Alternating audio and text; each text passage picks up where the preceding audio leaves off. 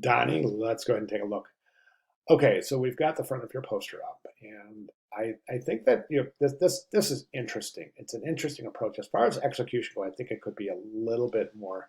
Um, I think the development here could be a little bit more effective. I'll talk about that in a second.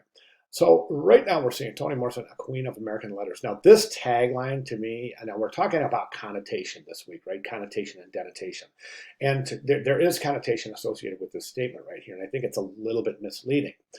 You're saying the queen of American letters. To me, if I were to look at this, I would say the queen of American letters. I would say, was she a typographer or a type designer? Did you see what I'm saying? That's a little bit unclear here. So I would recommend maybe rethinking the tagline to make it more appropriate and kind of introduce the work of Toni Morrison to the viewer. Um, Assume the viewer has no idea who Toni Morrison is when you write your tagline. I think that's a good way to put it, right?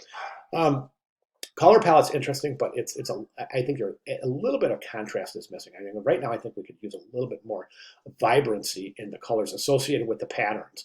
The yellow is nice. The yellow is nice, but it's not incorporated into the patterns. For some reason, I'm thinking this configuration here is just begging some red and yellow um, accents. Okay, so think about that. Now, the one thing I'm seeing here is that, now remember, this should be legible above all, right? Now, as interesting as this is, it's unfortunately, it's not legible. And I think the reason being is this configuration right here. It doesn't really look like an N to me. And then the I is really, really wide. I'm guessing that you designed these letter forms yourself, which is great. I love it. But I'm not sure that it's the most readable thing. And as a matter of fact, I think it could be more legible and more readable. So let's work towards that. Another thing I want to mention is that right now you've got three areas of text: Toni Morrison and the Queen of American Letters, and you're using all caps in all three areas, indicating that there's a lack of typographic variety here. So my recommendation is to increase typographic variety by maybe adding some changes in the all uppercase, and maybe even adding another typeface here, a serif typeface, just to show some contrast to the sans serif associated with the title area.